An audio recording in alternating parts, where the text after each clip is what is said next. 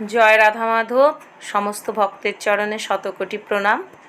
আজ আমরা চিড়িয়া মোড় থেকে অটো করে কাশীপুর উদ্যানবাটি যাচ্ছি, যেখানে ঠাকুর তার শেষ জীবনে অবস্থান করতেন।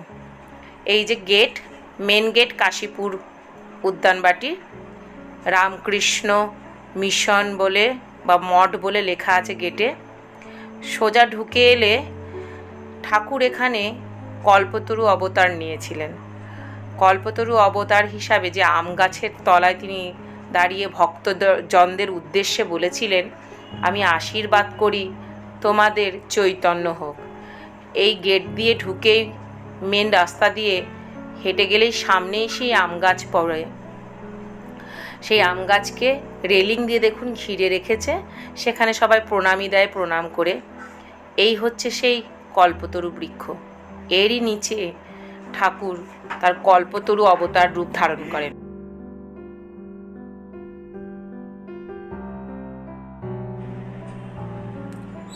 এই দেখুন সামনে ঠাকুরের একটা ছবি রয়েছে কল্পতরু অবতার হিসাবে, দেখতে পাচ্ছেন? ওইটা হচ্ছে কাশীপুর উদ্যানবাটির কার্যালয় অফিস, এবং যিনি অধ্যক্ষ তিনি অবস্থান করেন এবং ওখানেই প্রসাদ দেওয়া হয়। এই দেখুন সাইনবোর্ডটা, এখানে লেখা আছে ঠাকুর 1886 খ্রিস্টাব্দে 1 জানুয়ারি ভগবান শ্রী রামকৃষ্ণ ভক্তদের নিয়ে এরই নিচে দাঁড়িয়ে কল্পতরু অবতার হিসাবে তিনি আশীর্বাদ করেন তোমাদের চৈতন্য হোক। তারপর থেকেই প্রতি 1 জানুয়ারি ভক্তগণ এই কল্পতরু উৎসব পালন করেন।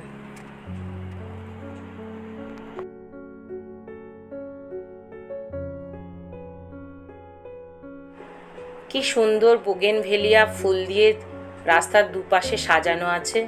বেগুনি রঙের এরকম কাগজ ফুল আমি কখনো দেখিনি। এবার সামনের দিকের এই গোলাপি বাড়িটার দিকে এগিয়ে আসি, যেখানে ঠাকুর অবস্থান করতেন।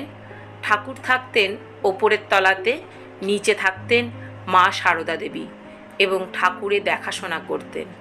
এই দেখুন লেখা আছে, আশীর্বাদ করি তোমাদের চৈতন্য হোক।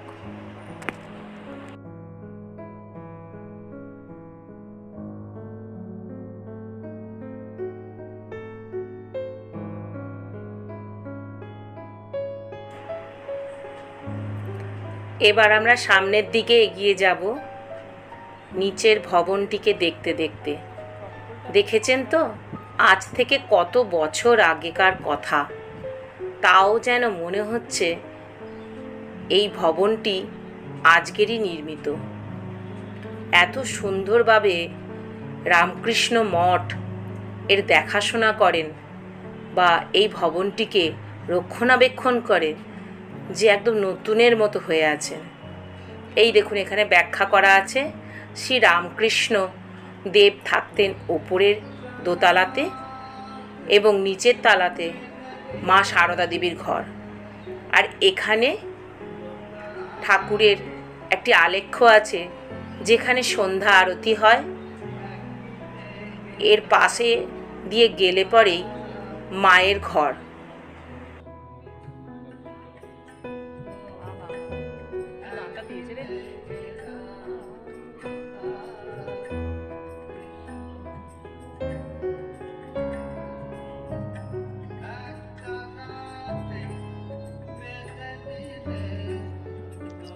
এরপর আমরা এই দেখুন এখানে সন্ধ্যা আরতি হয়।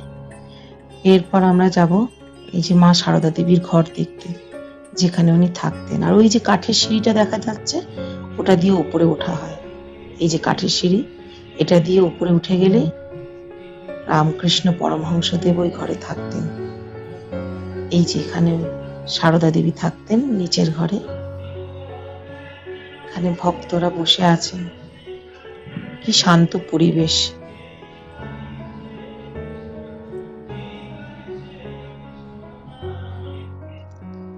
এবার আমরা মা সারদা দেবীকে দেখার পর উপরে যাব ঠাকুরের ঘর দেখতে। এটা মা সারদা দেবীর ঘর ছিলেন। এরপর আমরা উপরে ঠাকুরের ঘর দেখব। এটা ঠাকুরের ঘর। ঠাকুর শেষ বয়স এখানেই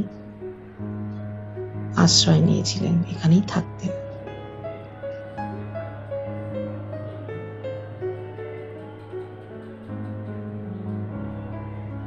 গুরু ব্রহ্মা গুরু বিষ্ণু গুরুদেব মহেশ্বর গুরু সাক্ষাৎ পরম ব্রহ্মা তস্मै শ্রী গুরবে নমঃ।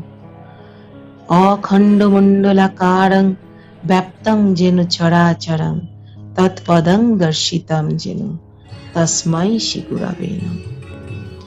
এই দেখুন এখানে কি সুন্দর নীল রঙের শালুক ফুটেছে। এটা হচ্ছে ওই ঠাকুরের ঘর থেকে নিচে নেমে এসে বাইরের দৃশ্য। এখানে খুব সুন্দর চিত্র প্রদর্শনীর দ্বারা ঠাকুরের জীবনী কথা এখানে লেখা আছে।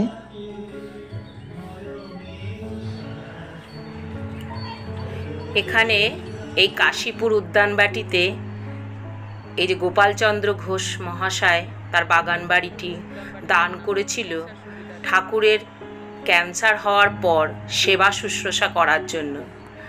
মা সারদা দেবী সারাক্ষণ ঠাকুরের নানা যত্ন নিতেন, খেয়াল রাখতেন। এই যে ইনি কল্পতরু হয়ে ঠাকুর গিরিশ ঘোষ এবং অন্য ভক্তদের আশীর্বাদ করছেন। এটা ঠাকুরের ঘরের পেছন দিকের দৃশ্য, এরকম বাগান এবং তার পাশে পুকুর আছে। এবার ঠাকুরের ভবনের পাশ দিয়ে আমরা এগিয়ে যাব। এই কাশীপুর উদ্যানবাটির অফিসের যে ভবন, প্রথমে ঢোকার সময় আমরা দেখিয়েছিলাম ঠাকুরের একটি কল্পতরু আলেখ্য মতো অফিসের বিল্ডিংয়ে লাগানো আছে, সেই দিক দিয়ে। এই দেখুন গুরু পূর্ণিমা বলে এত সুন্দর ডেকোরেশন। ঘুরে চলে এসেছি, পুরো আশ্রমটাই আমাদের ঘোরা হয়ে গেল।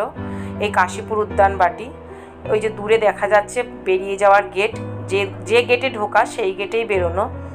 আবার সেই কল্পতরু বৃক্ষ পড়বে এবং মাঠটা দেখুন কত ফুল গাছ দিয়ে সাজানো, সুন্দর মনোরম শান্ত পরিবেশ, মন ভরে যায়। দেখুন কত গরু চড়ছে, আবার সেই কল্পতরু বৃক্ষ। তাহলে এখানেই শেষ করছি। জয় রাধা মাধব, জয় গুরু। কেমন লাগলো জানাবেন। ধন্যবাদ।